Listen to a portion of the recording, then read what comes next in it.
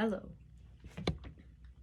I hate introductions, but I love introducing others. Not myself, obviously. We are in a great little morning outfit. Anyways, welcome again. Hopefully. Or welcome for the first time. Or the 12th time. Or the 107th time. But it can't be, but it could be, but you know, we're just... It'll be interesting how this proceeds. Anyways, we're just gonna get right into it because last time y'all got a lot of monologues on my end, and well, this, for now, your daily dose with D. We're trying to make it a daily dose.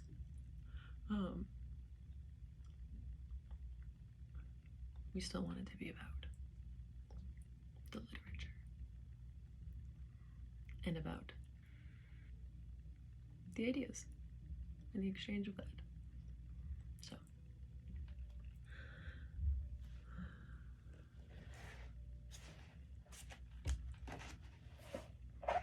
Reflections on a Gift of Watermelon Pickle and Other Modern Verse, compiled by Dunning, Lueders, and Smith. Some Brown Sparrows by Bruce Fearing. Some brown sparrows who live in the Bronx Zoo visit often the captive Victoria-crested pheasant, visit captive peacocks, cockatoos. They fly through bars to visit also monkeys, jackals, bears. They delouse themselves in cage dust, shaking joyously. They hunt for breadcrumbs, seeds, or other tidbits. Briefly, they lead free sparrow lives and fly free.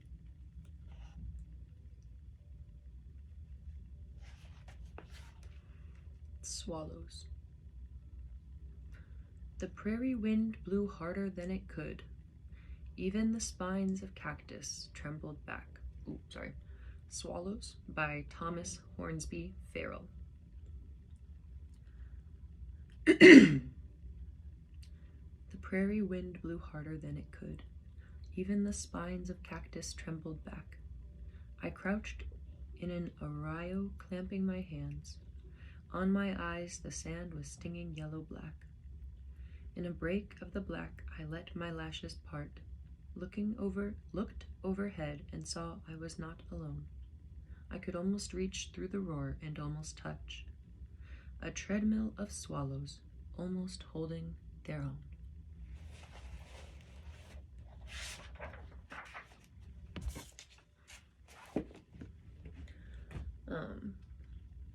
Okay. Dum-dum.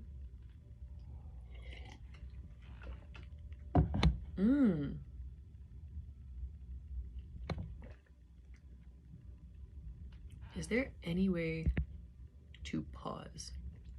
Shit. Nope. All right.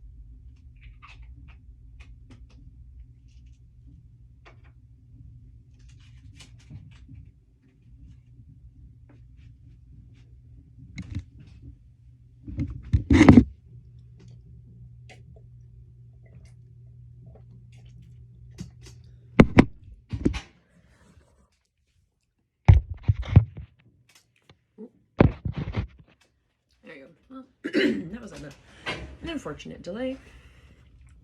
But as we are all human, we forget to do things. And I forgot to take my meds. Depression is a killer, folks. We do what we can. But we are not dealing with whatever possible litigation could come from taking medications on camera. But I am a firm believer at this current moment that I want these videos to be authentic, and I don't want to do cuts or pauses or edits or anything like that. So we got the whole thing of I forgot because it was my day off this morning, so I didn't have my normal routine and I forgot to take my morning medications. So we just did that, but we did that off camera because legal purposes.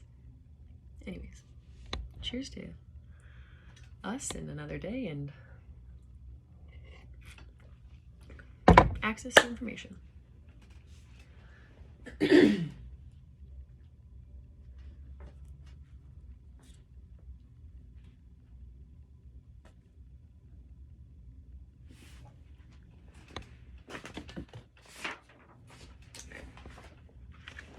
going to start with an article called Disorganized Democracy by Chris Maisano.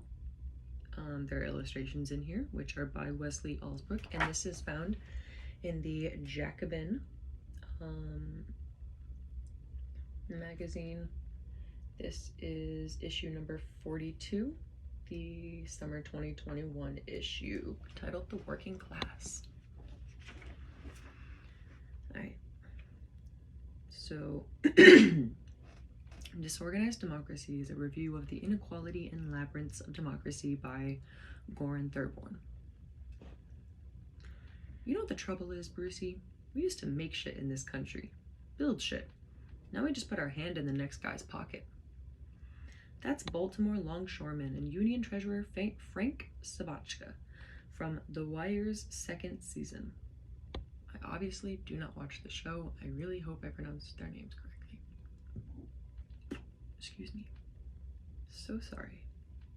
But excuse me. Just excuse me. No, I'm sorry. Unless it is a profound moment in the series, signaling that perhaps something has gone deeply wrong in America well before the 2007-8 crash. And while Sabachka is a fictional character, his lament for America's post-industrial working class finds echoes across political spectrum, from Donald Trump's hard hat minstrelsy to the Green New Deal's demand for sustainable manufacturing jobs. It is certainly the case that industrial employment in countries like the United States has dramatically shrunk and will never recover to previous levels. But industry's relative decline is nothing new.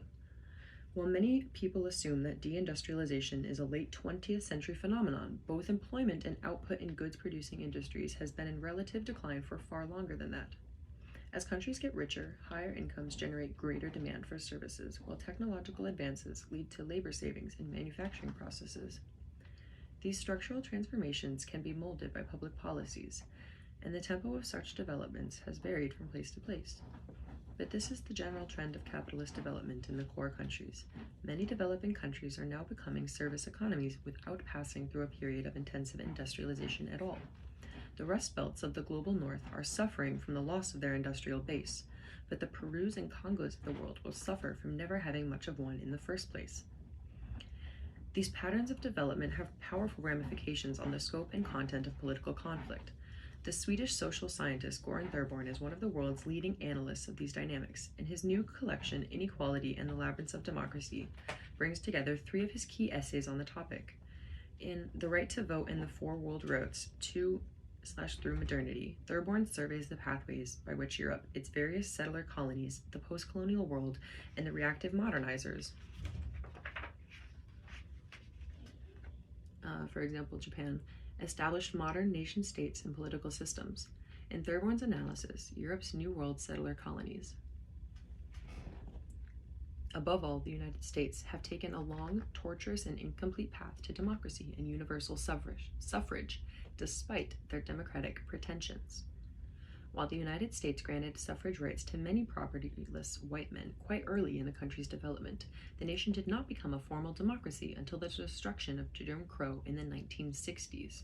Even today, the boundaries of membership in the people continue to be contested as the Republican Party fully embraces new restrictions on the effective exercise of suffrage rights and majority rule.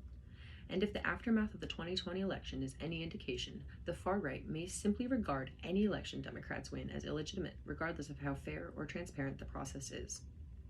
It is not surprising that the boundaries of political inclusion have been contested in a settler state defined by the violent conquest of indigenous peoples, racial slavery, and mass immigration. It is also quite clear that racial and national conflicts have long inhibited the development of progressive working-class politics in the United States. Less remarked upon, but no less important, is a dynamic that Thurborn mentions almost in passing. Europe's New World, he notes, went from an agrarian society to one more or less strongly dominated by so-called tertiary employment. The issue of the franchise in the industrial working class, with its distinctive powers in comparison with other non-established classes of autonomy, collectivity, skills, and disruptive economic potential, was also for this reason never and nowhere posed in the New Worlds, or in the other two regions of global political modernity, as starkly as it was in Europe. As such, socialist and communist movements tended not to find as strong a footing in Europe's offshoots, particularly its Anglophone branches, as they did in the old continent. But it is not entirely accurate to claim, as Thurborn seems to, that a country like the United States transitioned more or less smoothly from an agrarian to a service economy. Roughly 20% of U.S. workers were still employed in agriculture as late as the 1940s, and goods-producing industries accounted for about one-third of employment until the 1970s. These shares...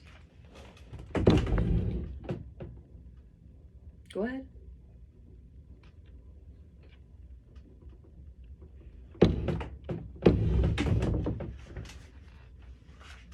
These shares also vary dramatically by region, from the Great Lakes industrial complex to the sprawling farmlands of the South and West. Still, Thurborn's observation is consistent with the fact that service or tertiary employment pulled even with U.S. industrial employment as early as the 1840s and decisively overtook it by the first years of the 20th century. For decades, service employment grew steadily, while agriculture's share collapsed from about 20% in 1940 to about 3% in 1980 to just over 1% today. While industry's share remained relatively constant from the 1940s through the 1960s and declined a bit in the 1970s, it then began to crumble in the 1980s. Since that decade, industry's share of total employment has dropped by more than half, from roughly 30% to just above 12%, while services now account for more than 80%.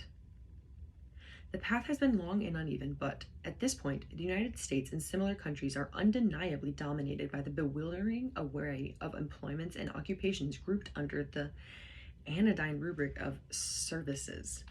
In his essay, Dysfunctional Democracies, Thurborn astutely reminds us that politics is never reducible to sociology, but the latter may give useful hints of the limitations and potentials of the former. Indeed, these enormous changes in employment and social structures have significant implications for the future of democratic politics in general, and the left in particular.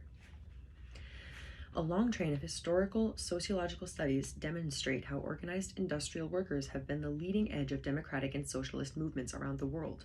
Moreover, workers have been the leading edge of democratic and socialist movements around the world, namely industrial workers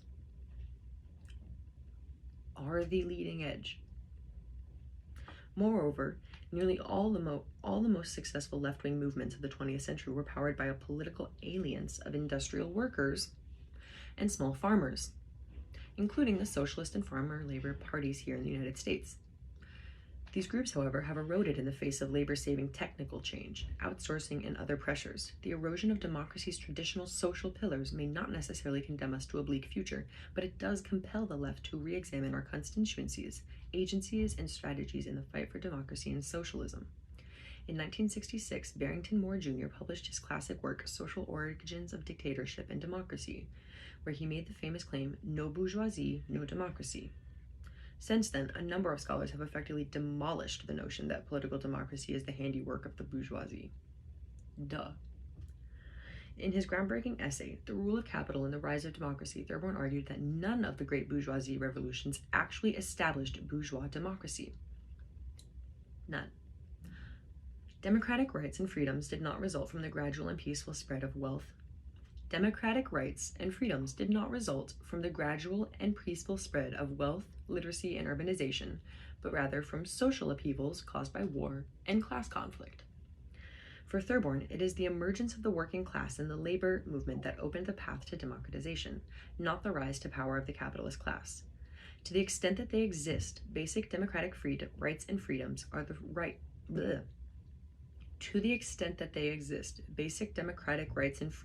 fruit of hard-fought victories won from and defended against the bourgeoisie.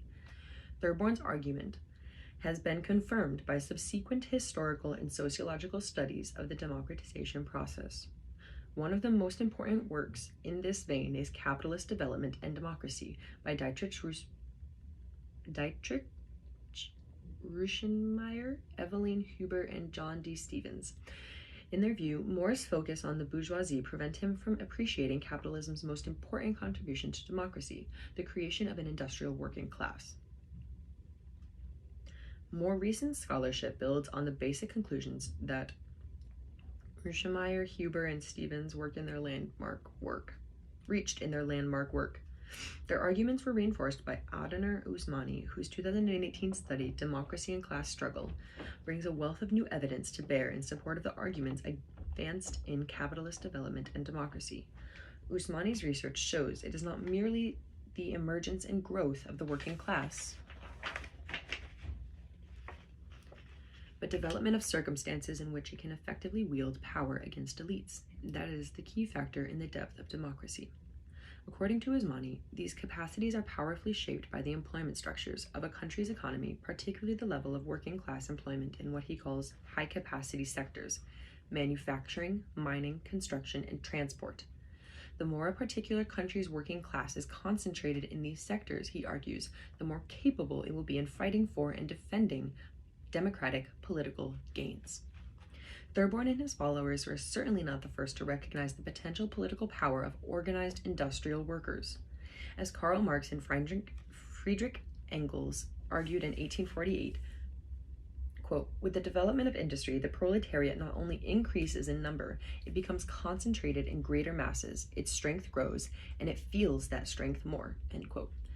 Industrial workers' powers didn't just stem from their strategic location in the heart of the production process. Historical patterns of industrialization also tended to concentrate workers from the same or similar workplaces together in urban neighborhoods, thereby enhancing their capacity to form trade unions, political parties, and other forms of organization. Industrial workers have historically been able to combine disruptive potential with organizational capacity in ways that other sections of the working class have not. This unique combination powered many of the victories that working people in core capitalist countries were able to win in the 19th and 20th centuries.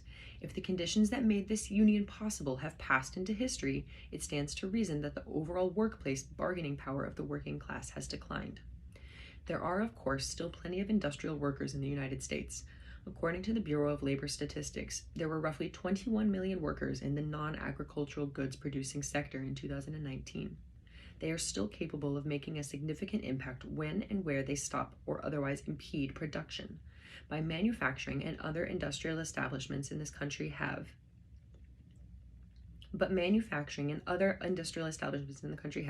to a significant extent, moved out of urban centers and are largely scattered across suburbs, exurbs, and rural areas along interstate highways, a socio-geographical terrain that seems to make it much more difficult for workers to organize.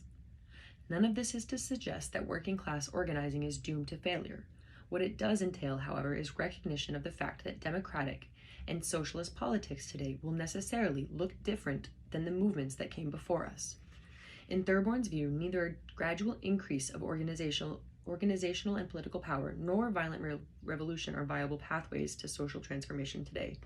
Popular egalitarianism has not disappeared, he argues, but it has become more latent than organized, with sporadic outbursts rather than a continuous accumulation of strength. He points to Chile's ongoing popular movement for political reconstruction as one example of what this might look like. He also leaves open the possibility that a disruption of the existing party system could bring fresh ways of fighting inequality and boosting popular power through electoral means. In any case, the potential for making new advances today seems relatively more dependent on political action than on leveraging workers' location in the production process. The challenge is finding ways to cohere a wide array of sometimes dissonant struggles and demands around an effective political project. It will not be easy, but Thurborn has given us valuable intellectual tools with which to do that work.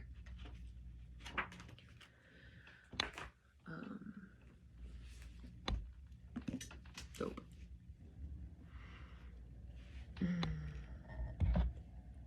So, basically, workers have the power. The people who control the means of production control the power. The bourgeoisie, aka the bosses, the owners, the CEOs, the people who make millions and billions off of the exploitation and theft of their laborers, the people who are actually doing the production of the workers.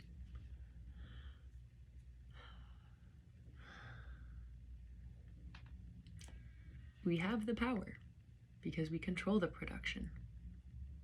Money doesn't really control the production. Workers do.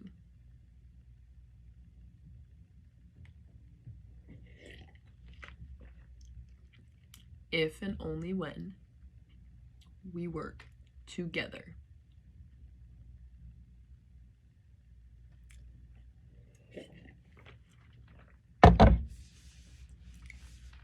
It is not conservative versus Democrat. It is not red versus blue. It is us, the people, versus the system. It is us, the people, versus the U.S. government. Not entirely the U.S. government, but the privatization and commodification of it. Our congressmen should not be getting donations from Amazon so that they don't have to pay taxes. That's called bribery.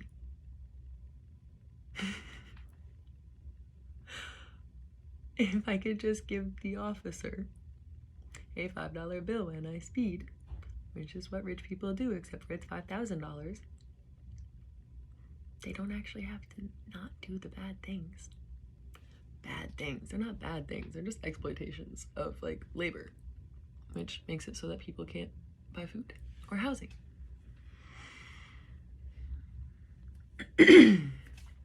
Like when we force people out of housing so that we can raise rent costs. Like when we redline. Like when we make terrible school zones. All those things. We all win if we work together. The only ones who lose are the ones who are at the very, very tippy top, who are making everybody else lose. And then they don't even actually lose because they still benefit from the overall system.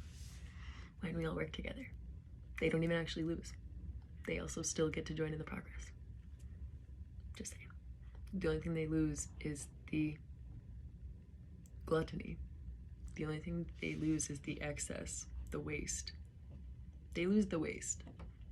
That's what, like, okay. Can we move on? Can we do this yet? Good gracious. Anyway, on to later stuff. Or in fact, not later stuff, because we're going to talk about fat from the deliciously written book Salt, Fat, Acid, Heat by Samin Nosrat, because she's a genius, and a delicious one.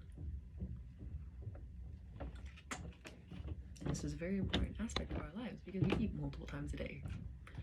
And the things that we eat give us energy to continue doing things. And the more energy we have, the easier it is to do the things that we have to do anyways. So, food is just meant to be great. But we're on a journey. It's hard here in the United States.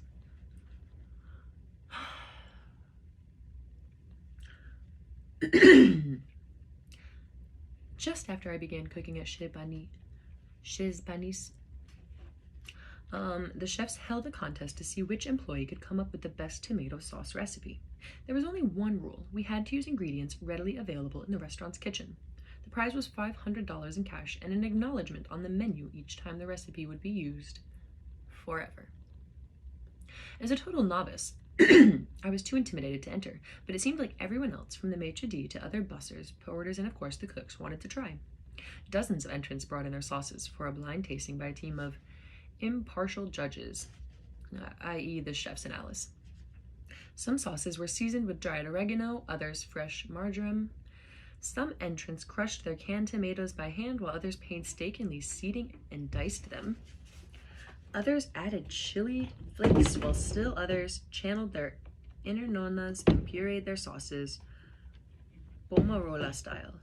It was tomato mayhem, and we were all a Twitter, waiting to hear who would be the winner. At one point, one of the chefs came into the kitchen to get a glass of water. We asked him how it was going. I'll never forget what he said. There are a lot of great entries, so many, in fact, it's hard to narrow them down. But Alice's palate is so sensitive, she can't ignore that some of the best versions were made with rancid olive oil. Alice couldn't understand why everyone hadn't used the high-quality olive oil we cooked with at the restaurant, especially when it was always available to employees to buy at cost. I was shocked.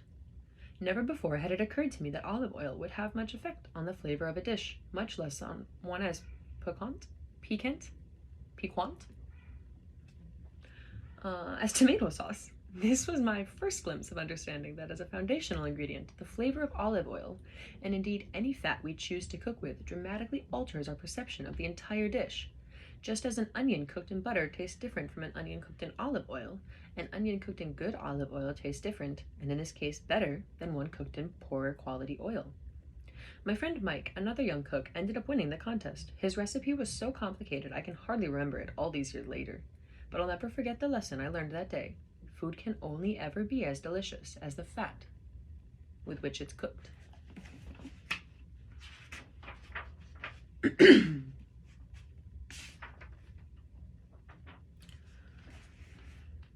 While I was taught to appreciate the flavors of various olive oils at Chez Banis, it wasn't until I worked in Italy that I saw fat as an important and versatile element of cooking on its own, rather than simply a cooking medium.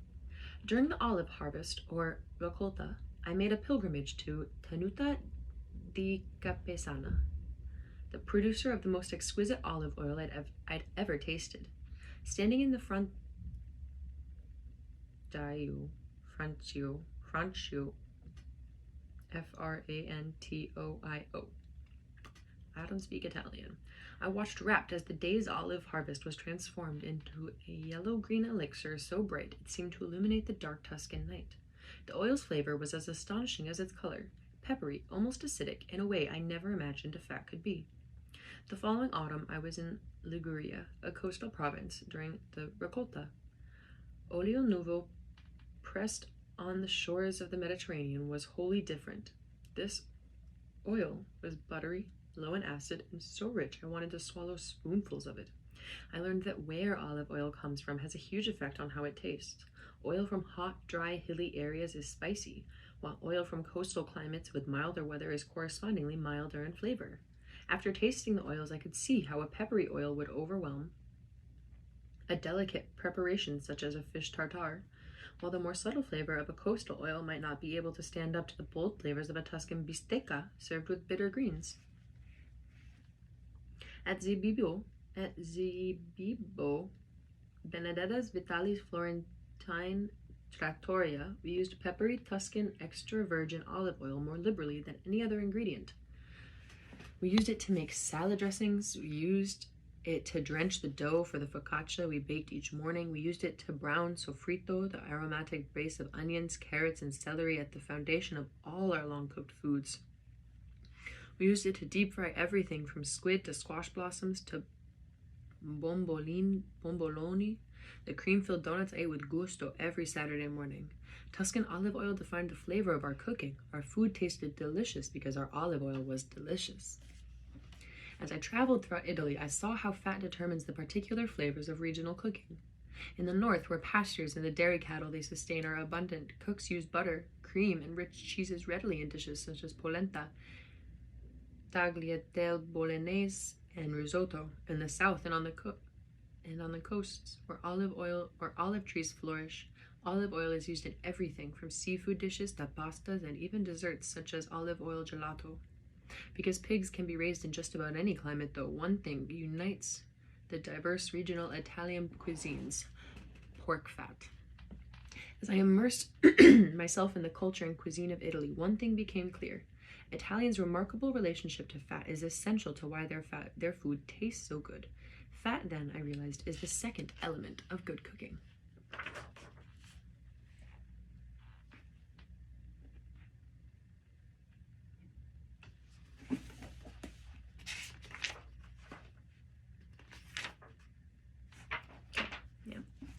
What is fat?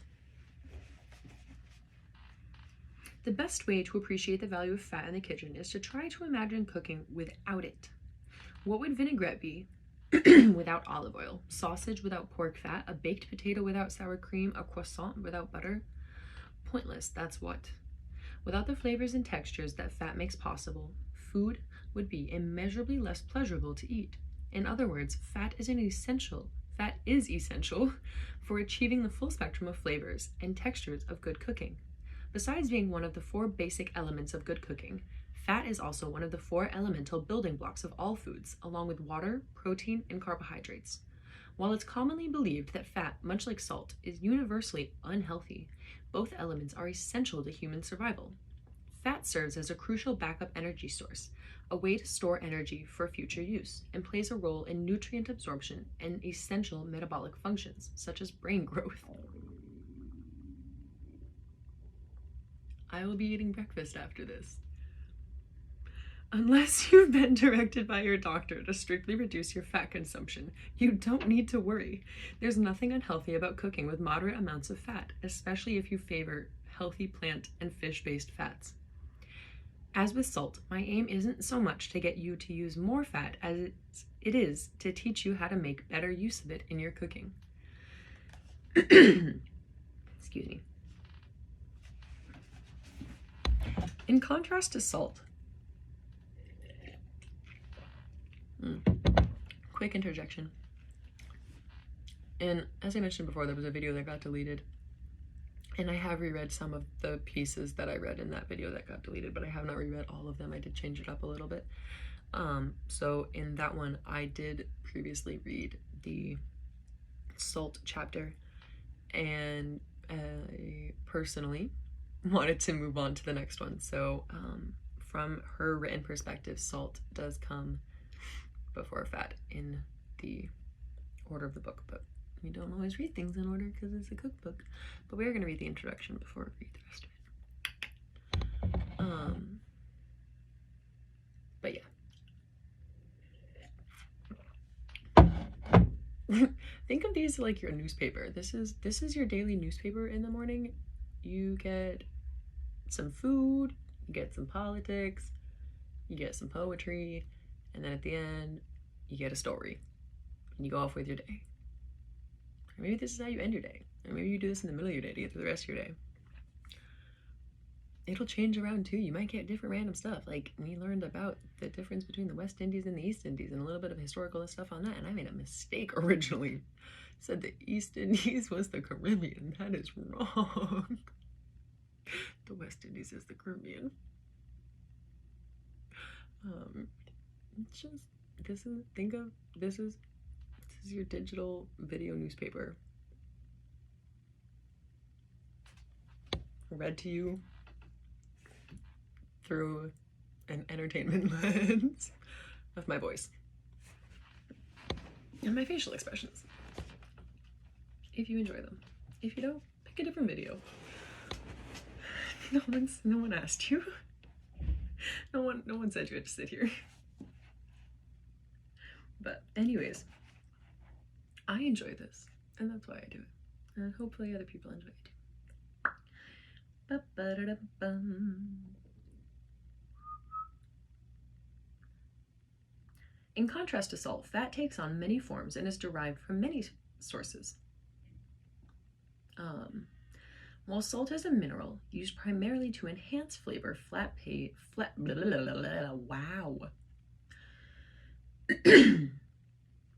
While salt is a mineral used primarily to enhance flavor, fat plays 3 distinct roles in the kitchen: as a main ingredient, as a cooking medium, and, like salt, as a seasoning. The same type of fat can play different roles in your cooking depending on how it is used. The first step in choosing a fat to use is to identify the primary role it will play in a dish. Used as a main ingredient, fat will significantly affect a dish. Often it's a source of both rich flavor and of a particularly desired texture. For example, fat ground into a burger will render as it cooks, basting the meat from within and contributing to juiciness. Butter inhibits the proteins in flour from developing, yielding tender and flaky textures in a pastry. Olive oil contributes both a light, grassy flavor and a rich texture to pesto. The amount of cream and egg yolks in an ice cream determine just how smooth and decadent it'll be. Hint: the more cream and eggs, the creamier the result. The role fat plays as a cooking medium is perhaps its most impressive and unique. Cooking fats can be heated to extreme temperatures, allowing the surface temperature of foods cooked in them to climb to astonishing heights as well. In the process, these foods become golden brown and develop the crisp crusts that so please our palates. Any fat you heat to cook food can be described as a medium, whether it's the peanut oil in which you fry chicken, the butter you use to saute spring vegetables, or the olive oil in which you poach tuna. Certain fats can also be used as seasoning to adjust flavor or enrich the texture of a dish just before serving. A few drops of toasted sesame oil will deepen the flavors in a bowl of rice. A dollop of sour cream will offer silky richness to a cup of soup. A little mayonnaise spread on a BLT will increase its succulence, and a smear of cultured butter on a piece of crusty bread will add untold richness. To determine which role fat is playing in a dish, ask yourself these questions. Will this fat bind various ingredients together? If so, this is a main ingredient. Does this fat play a textural role? For flaky, creamy, and light textures, fat plays the role of main ingredient, while for crisp textures, it's a cooking medium. For tender textures, fat can play either role. Will this fat be heated and used to cook the food? If so, this is a cooking medium. Does this fat play a flavor role? If it's added at the outset, it's a main ingredient. If it's used to adjust flavor or texture at the end of cooking the dish as a garnish, it's a seasoning. Once you've identified which role fat will play in a dish, you'll be better equipped to choose which fat to use and how to cook food that will result in the taste and texture you're after. Fabulous.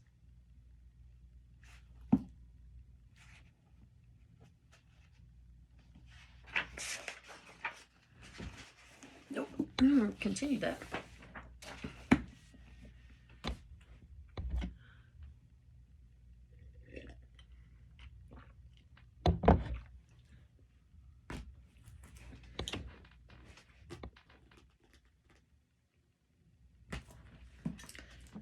And now we will move on to the wonderful, the fun, the ultimate Hitchhiker's Guide to the Galaxy by Douglas Adams. We are in what he deems the first, the Hitchhiker's Guide to the Galaxy. We are on chapter 5.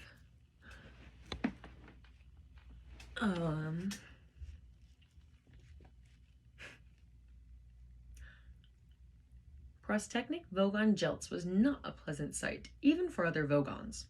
His highly domed nose rose high above a small piggy forehead. His dark green rubbery skin was thick enough for him to play the game of Vogon civil service politics, and play it well, and waterproof enough for him to survive indefinitely at sea, depths of down to 1,000 feet with no ill effects. Not that he ever went swimming, of course. His busy schedule would not allow it. He was the way he was because billions of years ago, when the Vogons had first crawled out of the sluggish primeval seas of Vogsphere, and had lain panting and heaving on the planet's virgin shores, when the first rays of the bright young Vogsol sun had shone across them that morning, it was as if the forces of evolution had simply given up on them there and then, had turned aside in disgust and written them off as an ugly and fortunate mistake. They never evolved again. They should never have survived. The fact that they did is some kind of tribute to the thick-willed, slug-brained stubbornness of these creatures. Evolution, they said to themselves. Who needs it? And what nature refused to do for them, they simply did without, until such time as they were able to rectify the gross anatomical inconveniences with surgery. Meanwhile, the natural forces on the planet Vogsphere had been working overtime to make up for their earlier blunder. They brought forth scintillating, jeweled scuttling crabs, which the Vogons ate, smashing their shells with iron mallets, tall aspiring trees of breathtaking slenderness and color, which the Vogons cut down and burned the crab meat with, elegant gazelle-like creatures with silken coats and dewy eyes, which the Vogons would catch and sit on. They were no use as transport because their backs would snap instantly, but the Vogons sat on them anyway.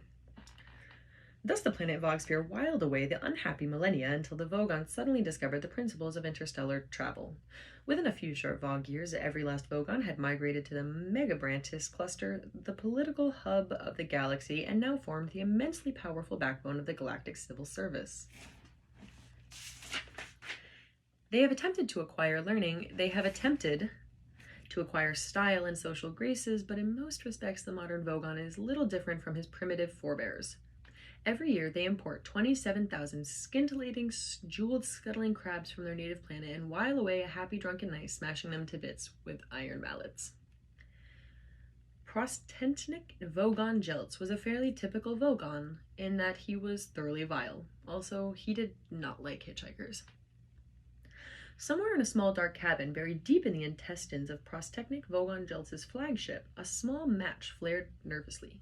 The owner of the match was not a Vogon, but he knew all about them and was right to be nervous. His name was Ford Prefect. Here we have an asterisk. Ford Prefect's original name is only pronounceable in an obscure Betelgeusian dialect, now virtually extinct since the great collapsing Hrong disaster of Galcid year 03758, which wiped out all the old Praxibetl communities of Betelgeuse 7. Ford's father was the only man on the entire planet to survive the great collapsing Hrong disaster by an extraordinary coincidence that he was never able satisfactorily to explain. The whole episode is shrouded in deep mystery. In fact, no one ever knew what a Hrong was, nor why it had chosen to collapse on Betelgeuse 7 particularly. Ford's father, magnanimously waving aside the clouds of suspicion that had inevitably settled around him, came to live on Betelgeuse 5, where he both fathered and uncled Ford. In memory of his now dead race, he christened him in the ancient Praxibetl tongue. Because Ford never learned to say his original name, his father eventually died of shame, which is still a terminal disease in some parts of the galaxy. The other kids at school nicknamed him Ix, which is the language of Betelgeuse 5 translates as boy who is not able satisfactorily to explain what a Hrong is, nor why it should choose to collapse on Betelgeuse 7. He looked about the cabin, but could see very little. Strange, monstrous shadows loomed and leaped with a tiny flickering flame. But all was quiet. He breathed a silent thank you to the Dentrasis.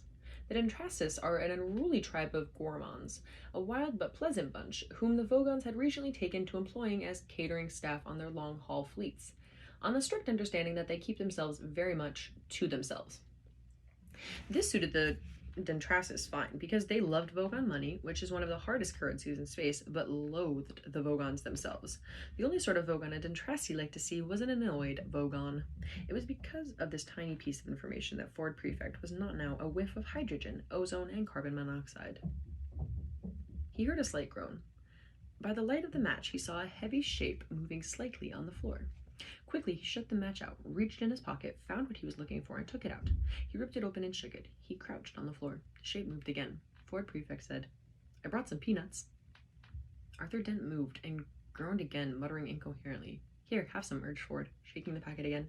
If you've never been through a matter transference beam before, you've probably lost some salt and protein. The beer you had should have cushioned your system a bit.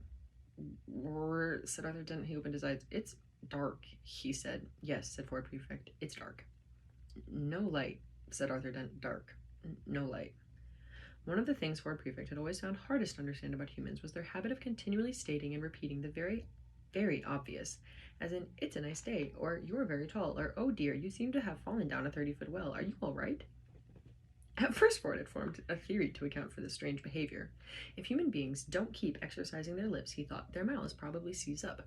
After a few months' consideration and observation, he abandoned this theory in favor of a new one. If they don't keep on exercising their lips, he thought, their brains start working. After a while, he abandoned this one as well, as being obstructively cynical, and decided he quite liked human beings after all, but he always remained desperately worried about the terrible number of things they didn't know about. Yes, he agreed with Arthur. No light. He helped Arthur to some peanuts. How do you feel? He asked him. Like a military academy, said Arthur. Bits of me keep on passing out. Ford stared at him blankly in the darkness. If I asked you where the hell we were, said Arthur weakly, would I regret it? Ford stood up. We're safe, he said. Oh, good, said Arthur. We're in a small galley cabin, said Ford, in one of the spaceships of the Vogon constructor fleet. Ah, said Arthur, this is obviously some strange uses of the word safe that I wasn't previously aware of. Ford struck another match to help him search for a light switch. Monstrous shadows leaped and loomed again. Arthur struggled to his feet and hugged himself apprehensively. Hideous alien shapes seemed to throng about him. The air was thick with musty smells, which sidled into his lungs without identifying themselves, and a low, irritating hum kept his brain from focusing. How did we get here? He asked, shivering slightly. We hitched a lift, said Ford. Excuse me, said Arthur. Are you trying to tell me that we just stuck out our thumbs on some green bug-eyed monster stuck his head out and said, Hi, fellas, hop right in. I can take you as far as the Basingstoke roundabout? Well, said Ford, the thumb's an electronic sub-ethos signaling device. The roundabout's at Barnard's star 6 light years away, but otherwise that's more or less right. And the bug-eyed monster is green, yes. Fine, said Arthur. When can I go home? You can't, said Ford Prefect, and found the light switch. Shade your eyes, he said, and turned it on. Even Ford was surprised. Good grief, said Arthur. Is this really the interior of a flying saucer?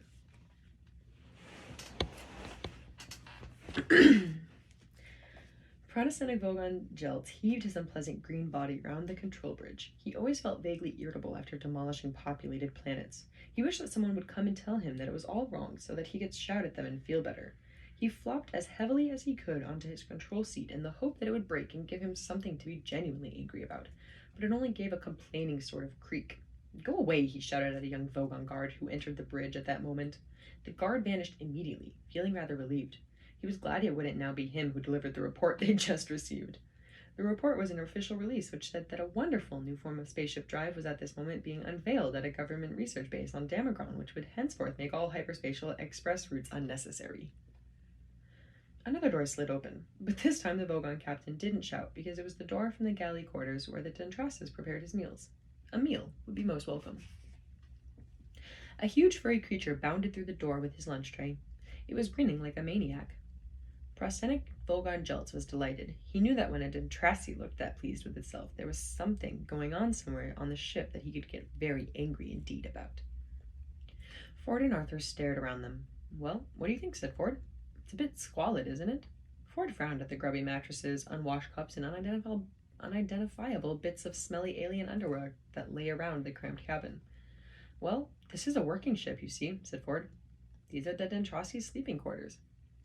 I thought you said they were called Vogons or something. Yes, said Ford. The Vogons run the ship. The Dentrassis are the cooks. They let us on board. I'm confused, said Arthur. Here, have a look at this, said Ford. He sat down on one of the mattresses and rummaged about in his satchel. Arthur prodded the mattress nervously and then sat on it himself. In fact, he had very little to be nervous about, because all mattresses grown in the swamps of scorn-shellless Zeta are very thoroughly killed and dried before being put to service. Very few have ever come to life again. Ford handed the book to Arthur. What is it? Asked Arthur. The Hitchhiker's Guide to the Galaxy. It's a sort of electronic book. It tells you everything you need to know about anything. That's its job. Arthur turned it over nervously in his hands.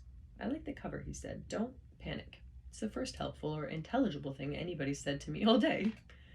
I'll show you how it works, said Ford. He snatched it from Arthur, who was still holding it as if it were a 2-week dead lark, and pulled it out of its cover. You press the button here, you see, and the screen lights up, giving you the index. A screen, about 3 inches by 4, lit up, and characters began to flicker across the screen. You want to know about Vogons, so I entered that name so. His fingers tapped some more keys, and there we are. The words Vogon Constructor Fleets flared in green across the screen. Ford pressed a large red button at the bottom of the screen, and words began to undulate across it. At the same time, the book began to speak that entry as well, in a still, quiet, measured voice. This is what the book said. Vogon Constructor Fleets. Here's what to do if you want to get a lift from a Vogon. Forget it. They are one of the most unpleasant races in the galaxy. Not actually evil, but bad-tempered, bureaucratic, officious, and callous. They wouldn't even lift a finger to save their own grandmother from the ravenous bug-bladder beast of Trawl without orders signed in triplicate, sent in, sent back, queried, lost, found, subjected to public inquiry, lost again, and finally buried in soft peat for 3 months and recycled as firelighters. The best way to get a drink out of a Vogon is to stick your finger down his throat, and the best way to irritate him is to feed his grandmother to the ravenous bug-bladder of beast of Trawl. On no account allow a Vogon to read poetry at you. Arthur blinked at it. What a strange book, he said. How do we get a lift then? That's the point. It's out of date now, said Ford, sliding the book back into its cover. I'm doing the field research for the new revised edition, and one of the things I'll have to do is include a bit about how the Vogons now employ Dentrasi cooks, which gives us a rather useful little loophole. A pained expression crossed Arthur's face. But who are the Dentrasis? Great guys, said Ford. They're the best cooks and the best drink mixers, and they don't give a wet slap about anything else. And they'll always help hitchhikers aboard, partly because they like the company, but mostly because it annoys the Vogons, which is exactly the sort of thing you need to know if you're an impoverished hitchhiker trying to see the marvels of the universe for less than 30 Altarian dollars a day. And that's my job. Fun, isn't it? Arthur looked lost. It's amazing, he said, and frowned at one of the other mattresses. Unfortunately, I got stuck on the Earth for rather longer than I intended. I came for a week and got stuck for 15 years. But how did you get there in the first place, then? Easy. I got a lift with a teaser. A teaser? Yeah. What is a teaser? Teasers are usually rich kids with nothing to do. They cruise around looking for planets that haven't made interstellar contact yet and buzz them. Buzz them? Arthur began to feel that Ford was enjoying making life difficult for him. Yeah, said Ford. They buzz them. They find some isolated spot with very few people around. They land right by some poor unsuspecting soul whom no one's ever going to believe, and then strut up and down in front of him wearing silly antennas on their head and making beep-beep noises. Rather childish, really. Ford leaned back on the mattress with his hands behind his head and looked infuriatingly pleased with himself. Ford, insisted Arthur, I don't know if this sounds like a silly question, but what am I doing here? Well, you know that. I rescued you from the Earth. And what's happened to the Earth? It's been demolished. Has it? Said Arthur levelly. Yes, it just boiled away into space. Look, said Arthur, I'm a bit upset about that. Ford frowned to himself and seemed to roll the thought around his mind. Yes, I can understand that, he said at last. Understand that, shouted Arthur. Understand that. Ford sprang up. Keep looking at the book, he hissed urgently. What? Don't panic. I'm not panicking. Yes, you are. All right, so I'm panicking. What else is there to do? You just come along with me and have a good time. The galaxy's fun. The galaxy's a fun place. You need to have this fish in your ear. I beg your pardon, said Arthur. Asked Arthur rather politely, he thought. Ford was holding up a small glass jar which quite clearly had a small yellow fish wriggling in it. Arthur blinked at him. He wished there was something simple and recognizable he could grasp hold of. He would have felt safe if alongside the Dentrasis underwear, the piles of scornshellous mattresses, and the man from Betelgeuse holding up a small yellow fish and offering to put it in his ear, he had been able to see just a small packet of cornflakes. But he couldn't, and he didn't feel safe. Suddenly a violent noise leaped at them from no source that he could identify. He gasped in terror at what sounded like a man trying to gargle while fighting off a pack of wolves. Shush, said Ford. Listen, it might be important. Important? It's the Vogon captain making an announcement on the Chinoy. You mean that's how the Vogons talk? Listen, but I can't speak Vogon. You don't need to. Just put this fish in your ear. Ford, with a lightning movement, clapped his hand to Arthur's ear, and he had the sudden sickening sensation of the fish slithering deep into his oral tract. Gasping with horror, he scrabbled at his ear for a second or so, but then slowly turned goggle-eyed with wonder. He was experiencing the oral equivalent of looking at a picture of two black silhouetted faces and suddenly seeing it as a picture of a white candlestick, or of looking at a lot of colored dots on a piece of paper which suddenly resolved themselves into the figure 6 and mean that your optician is going to charge you a lot of money for a new pair of glasses. He was still listening to the howling gargles. He knew that, only now it had somehow somehow taken on the semblance of perfectly straightforward English. This is what he heard.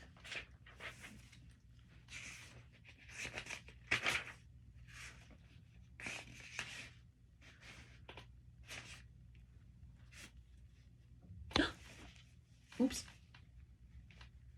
It's okay. I just pulled out my bookmark of where I was. It's fine. Anyways.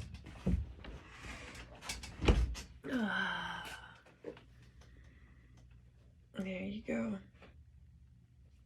I'm about to hear what Arthur Dent hears after the yellow fish went down his ear.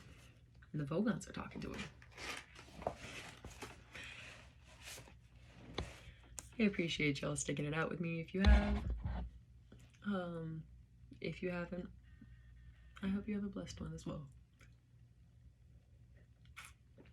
May you live your best life.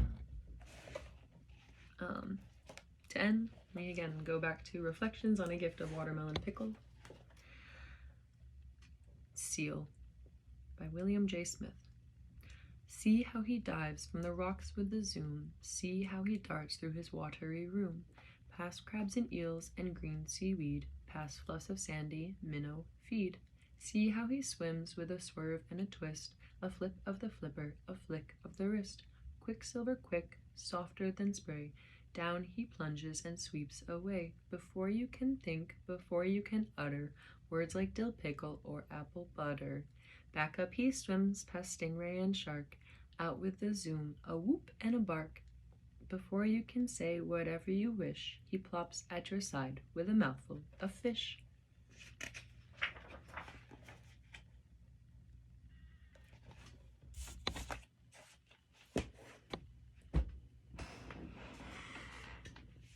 Once again, appreciate y'all. Have a great whichever movement of time you're going into. Keep learning. Bye.